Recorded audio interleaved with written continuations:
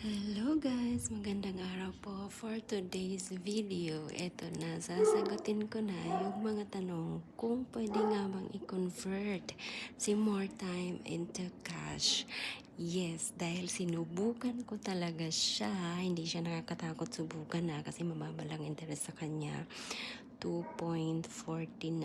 So, sobrang baba lang talaga. Kaya sinubukan ko po. And kailangan mo lang dito ng legit na traders para ma-convert mo ang inyong credit limit into cash real time. And napakadali lang po ng proseso. 3 minutes, 5 minutes, tapos na po yan through video call. So, kailangan nyo lang po talaga makahanap ng legit na trader para legit mo rin siya na mako-convert into cash.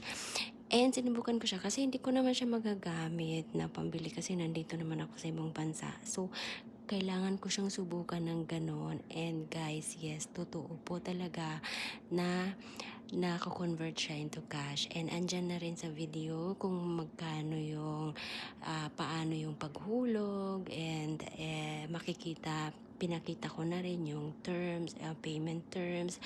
Kaya nandyan na lahat. Pa-comment na lang po kung sino yung may gustong magpa-convert. Comment down in this video.